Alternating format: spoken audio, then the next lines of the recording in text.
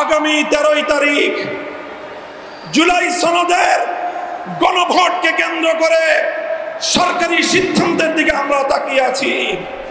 সরকার যদি জনগণের শান্তিপ্রিয় ভাষা বুঝতে ব্যর্থ হয়, আবার বলছি, সরকার যদি 8 দলীয় নেতৃবৃন্দের শান্তিপ্রিয় ভাষা বুঝতে ব্যর্থ হয়, যেই ভাষায় বললে সরকার বুঝবে আমরা সেই ভাষাই প্রয়োগ করব, সেই কর্মসূচি ঘোষণা করব ইনশাআল্লাহ।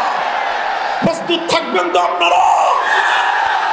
ইনশাআল্লাহ যুদ্ধ করে ফ্যাসিবাদ বিতাড়িত করেছি, যুদ্ধ করেই বাংলার মানুষের অধিকার আদায় করে ছাড়বো ইনশাআল্লাহ। আগামী 13 জাতীয় সংসদ নির্বাচনের পূর্বেই গণভোটের মাধ্যমে জুলাই সনদকে চূড়ান্ত আইনি ভিত্তি প্রদান করতে হবে। এর ব্যত্যয় হলে জুলাই বিপ্লব পন্থীরা বরদাস্ত করবে না, সেটা মানবে না। আমরা সুস্পষ্ট ঘোষণা দিতে চাই, আমাদের জুলাই যোদ্ধাদের, জুলাইয়ের বিপ্লবে শাহাদাত বরণকারী বীর শহীদদের রক্ত মারিয়ে জুলাই বিপ্লবের, জুলাই সনদ বাস্তবায়নের গণভোট ছাড়া বাংলার মাটিতে আমরা আর কোনো কিছুই হতে দেব না। আমি জানি না জাতীয় নির্বাচনের আগে জুলাই সনদ বাস্তবায়নের লক্ষ্যে গণভোট হলে কার কি সমস্যা, সেটা আমাদের বুঝে আসে না। আমাদের সমস্যা হলো জুলাই সনদের গণভোট ছাড়া যদি জাতীয় সংসদ নির্বাচন অনুষ্ঠিত হতে থাকে, জাতীয় সংসদ নির্বাচন যদি তফসিল ঘোষণা হয়ে বাস্তবায়িত হয়, অনুষ্ঠিত হয়, সেখানে অনেকগুলো বড় বড় জটিলতার সৃষ্টি হবে। তার মধ্যে অন্যতম একটি হলো দ্বিকক্ষ বিশিষ্ট জাতীয় সংসদের উচ্চ কক্ষ কিভাবে গঠিত হবে, কিভাবে রাজনৈতিক দলগুলো তাদের নির্বাচনী ম্যানিফেস্টো তৈরি করবে, জাতির সামনে তারা তাদের উচ্চ কক্ষের 100 সদস্যের তালিকা কিভাবে প্রকাশ করবে, এই সকল বিষয়ের কোনো সদুত্তর তাদের কাছে নাই। যারা জুলাই সনদের গণভোট জাতীয় সংসদ নির্বাচনের আগে অনুষ্ঠানের ক্ষেত্রে বিরোধিতা করছেন, আমরা তাদের সমস্যার কথা জানতে চাই। কোনো যুক্তি নাই, কোনো যুক্তি নাই। তারা জুলাই সনদের বাস্তবায়নকে ঠেকিয়ে দিয়ে বাংলাদেশে আবার ফ্যাসিবাদ কায়েম করবার ষড়যন্ত্র করছে। পরিষ্কার ঘোষণা করি, রক্ত দিয়ে যেই ফ্যাসিবাদ বিদায় করেছি, প্রয়োজনে আবার রক্তের সাগর প্রবাহিত হবে, বাংলার মাটিতে ফ্যাসিবাদ ফিরে আসবে না।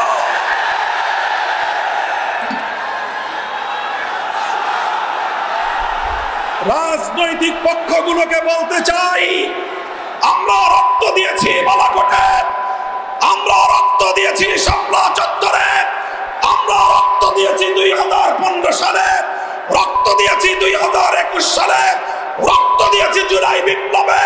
আমাদের মুখোমুখি দাঁড়াবার চেষ্টা করবেন না। আমরা রক্ত দিয়ে অধিকার আদায় করি, রক্ত দিয়ে বাংলাদেশ কিনেছি, রক্ত দিয়েই বাংলাদেশের স্বাধীনতা রক্ষা করবো ইনশাআল্লাহ। সংগ্রামী সাথী ও বন্ধুগণ, জুলাই বিপ্লবের আমার সকল সহযোদ্ধাদেরকে আমি বলতে চাই, রাজনৈতিক মতবিরোধ থাকতে পারে, নির্বাচন নিয়ে মতপার্থক্য থাকতে পারে, আপনারা যার যার নির্বাচন করবেন সেটা পরের কথা। আসুন, যারা জুলাইয়ের বিপ্লবের রাজপথে ছিলেন, জুলাই বিপ্লবের সনদের আইনি ভিত্তি কার্যকর করার জন্য আমরা হাতে হাত রাখি। সংগ্রামী সাথী ও বন্ধুগণ, সর্বশেষ বক্তব্য, জুলাই সনদ বাস্তবায়নে নির্বাচনের পূর্বে, জাতীয় নির্বাচনের পূর্বে গণভোট আয়োজনের দাবি সহ 5 দফা গণদাবিতে আজকের এই জনসমুদ্রে পরিণত গণসমাবেশে উপস্থিত সংগ্রামী সভাপতি হযরত পীর সাহেব চরমনাই মুফতি সৈয়দ মোহাম্মদ রেজাউল করিম, উপস্থিত আজকের এই গণসমাবেশের উপস্থিত সংগ্রামী প্রধান অতিথি বাংলাদেশ জামাতে ইসলামীর মুহতারাম আমির জনাব ডক্টর শফিকুর রহমান সহ জাতীয় নেতৃবৃন্দ, সমবেত 8 দলের নেতাকর্মী ও সংগ্রামী দেশবাসী, আজ ঐতিহাসিক পল্টন ময়দানে দাঁড়িয়ে আমি স্পষ্টভাবে দেখতে পাচ্ছি বাংলাদেশ আজ 2 ভাগে বিভক্ত। এক ভাগ 72-এর বাকশালপন্থী, আর এক ভাগ জুলাইয়ের বিপ্লবপন্থী। আজ বাংলাদেশের প্রতিটি রাজনৈতিক দল এবং পক্ষের কাছে আমার সুস্পষ্ট জিজ্ঞাসা, সবাই যার যার অবস্থান পরিষ্কার করুন। হয় আপনি জুলাই বিপ্লবের পক্ষপাতী, আর না হয় আপনি 72-এর বাকশালপন্থী। 72-এর পরাজিত বাকশালপন্থীরা আগামী 13ই নভেম্বর বাংলাদেশের বিরুদ্ধে লকডাউনের নামে যুদ্ধের ঘোষণা দিয়েছে। আমি ঘোষণা করতে চাই, 13ই নভেম্বর কোন বাকশালপন্থীকে বাংলার রাজপথে আমরা নামতে দেব না। যদি কেউ নামবার অপচেষ্টা চালায়, আমরা তাদেরকে রাজপথে মোকাবেলা করবো ইনশাআল্লাহ। সংগ্রামী সাথী ও বন্ধুগণ, 2024-এর জুলাই বিপ্লব সহস্রাধিক তাজা প্রাণের রক্তের বিনিময়ে অর্জিত এই বিপ্লব। এই বিপ্লবের ভিত্তিতে আগামী বাংলাদেশ পরিচালিত হওয়ার জন্যই ঐক্যমতের ভিত্তিতে জুলাই সনদ প্রণীত হয়েছে। এই জুলাই সনদ কোন কাগজে সনদ হিসেবে আমরা দেখতে চাই না। জুলাই সনদকে আমরা আগামীর বাংলাদেশের রূপরেখা হিসেবে দেখতে চাই।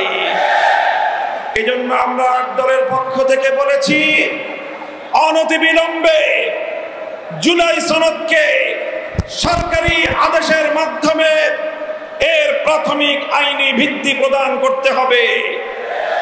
এরপরে আসসালামু আলাইকুম ওয়া রাহমাতুল্লাহ।